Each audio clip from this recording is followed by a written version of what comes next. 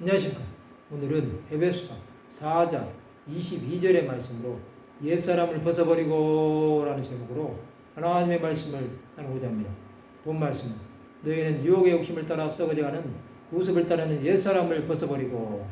우리는 2023년이라는 시간을 과거로 보내고 있습니다. 올 한해는 다사다난했습니다. 수많은 사람들이 목숨을 잃기도 하고 사건 사고도 많았습니다. 이것은 매년 반복되고 있는 일입니다.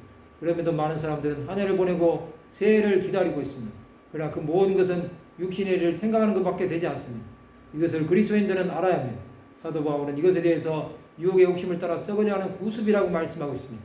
구습은 옛 습관을 말하고 있습니다. 옛 습관은 관행처럼 여기던 모든 것들이라고 생각할 수 있습니다. 하나님의 말씀은 구약과 신약으로 나눕니다.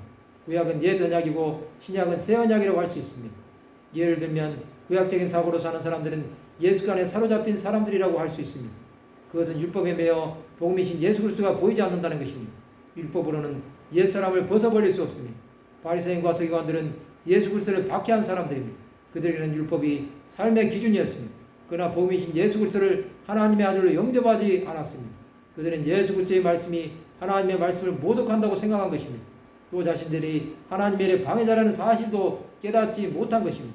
사도 바울이 옛사람을 벗어버리라고 말씀한 것은 옛사람은 예수 그리스도를 믿는데 방해가 되기 때문입니다. 예수를 믿는 것은 유혹의 욕심을 버려야 하는 것입니다. 이것은 세상의 미련을 버리지 못하면 하나님의 일을 할 수 없음을 말씀하고 있는 것입니다. 우리는 세상을 살면서 수많은 유혹을 받습니다. 그 중에 가장 큰 것이 물질의 유혹일 것입니다. 이것이 커지면 욕심이 잉태한 즉 죄를 낳고 죄가 장성한 즉 사망을 낳는 것입니다. 사람이 물질의 유혹을 이겨내지 못하면 하나님의 일을 감당할 수 없다는 것입니다. 너 옛사람을 벗어버리지 못하고 육신의 정욕, 안목의 정욕, 이상의 자랑을 하는 인생이 되어버리는 것입니다. 사람은 시간이 지난다고 변화되지 않습니다. 그 사람이 변화되기 위해서는 계기가 있어야 합니다. 그것은 하나님을 만남으로만이 해결될 수 있는 것입니다. 야곱은 하나님을 만나 사기꾼에서 축복의 사람으로 변화되었습니다. 요나 선지자는 도망자에서 원수의 국가인 아수르의 수도 니느웨를 구원하는 데 쓰임을 받는 사람들이 되었습니다. 우리의 인생은 무엇을 선택해야 합니까? 옛사람을 벗어버리지 못하면 그의 삶은 마른 뼈 같은 인생이 될 수밖에 없습니다. 옛사람은 그의 육신뿐만 아니라 영혼도 죽을 수 있다는 사실을 깨달아야 합니다. 우리는 주 예수를 위해 심령이 변화된 삶을 살아야 합니다. 그것이 옛사람을 벗어버리는 삶이 될 것입니다. 말씀을 마치고자 합니다.